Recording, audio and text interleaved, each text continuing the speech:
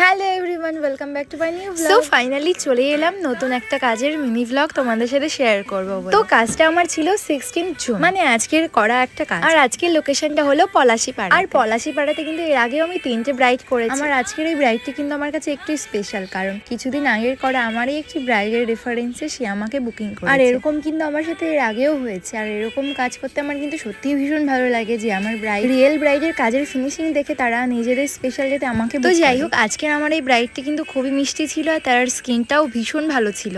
তাকে যেরকমভাবে আমি গাইডলাইন্স দিয়েছি সে সেটাই মেনটেন করে। তো তোমরা যারা আপকামিং ব্রাইড আছো, তোমাদের উদ্দেশ্যে একটা ছোট টিপস তোমাদের সাথে শেয়ার। তোমরা নিজেদের স্পেশাল ডেতে যেরকম প্যাকেজই বুক করো না কেন, যেরকম প্রোডাক্টই নাও না, নিজেদের মেকআপ আর্টিস্টের সাথে একটু ডিসকাস করে নিজের স্কিন টাইপটা বুঝে একটু স্কিন কেয়ারটা করো মিনিমাম 2 থেকে 3 মাস আগে থেকে, কারণ মেকআপের ক্ষেত্রে স্কিন কেয়ারটাও খুব ইম্পর্টেন্ট। নিজেদের স্কিন ভালো থাকলে পরে সে তুমি যেরকম ব্র্যান্ডেরই প্রোডাক্ট দিয়ে মেকআপ করাও না কেন, অটোমেটিক্যালি স্কিনটা ভিতর থেকেই গ্লো। আর অ্যাজ এ মেকআপ আর্টিস্ট আমি তোমাদের সাথে এটুকু বলতে পারি যে হাইলাইটারের গ্লোর থেকে স্কিন যদি নর্মালি গ্লো করে, সেই মেকআপের ফিনিশিংটাই সব থেকে বেস্ট। আর সেটার জন্য তোমাদের স্কিন কেয়ারটাও মেনটেন করাটা খুব জরুরি। তো যাই হোক, কথা বলতে বলতে আমি আমার ব্রাইডকে কিন্তু ফুল কমপ্লিট করেই ফেলেছি। তো আজকে আমার ব্রাইডের ছিল ওয়াটারপ্রুফ মেকআপের বুকিং। তো বলে রাখি, তোমরা যারা নিজেদের স্পেশাল ডেটে আমাকে বুক করতে চাইছো, অবশ্যই স্ক্রিনে দেওয়া বুকিং নাম্বারে তোমরা আমার সাথে যোগাযোগ করে নিতে পারো। তো আরো একটা ইম্পর্টেন্ট কথা তোমাদের সাথে শেয়ার করি, যেটা কিনা আমার কিন্তু বুকিং নাম্বার একটাই, সেটা হলো 8367818360।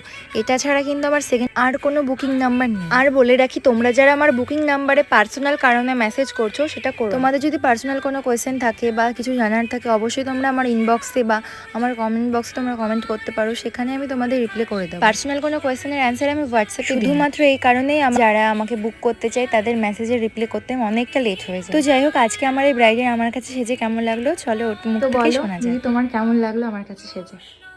আমার খুব সুন্দর লেগেছে। তুমি যেমন চেয়েছিলে তেমন হয়েছে তো? একদম ভালো। Thank you. তো তোমরা তো আমার ব্রাইডের মুখ থেকে শুনেই নিলে ওর কেমন লাগলো। তো চলো এখন আমরা যাব বাড়ির দিকে। তো আমি আমার জিনিসপত্র গুছিয়ে নিয়ে বেরিয়ে পড়েছি আর চলেও এসেছি আমি নাজিরপুরে। মাঝখানে আর কোনো ক্লিপ নেওয়া হয়নি। এখন চলে এসেছি কেকের দোকানে, কারণ আমার বোনের আজকে জন্মদিন, সেই কারণে একটা কেক নিয়ে তারপরে যাব বাড়িতে। তো আমাদের কেক নেওয়া হয়ে গেছে আর বাড়িতে এসে কেক কাটাও হয়ে গেছে। কোনো সেলিব্রেশন হয়নি আলাদা করে, ছোট্ট করে জাস্ট কেক কাটিংটাই হয়েছে। তো যাই হোক, আজকের এই মিনি ব্লগটা তোমাদের কেমন লাগলো অবশ্যই কমেন্ট করে জানিও। তো চলো আজকের মতো টাটা।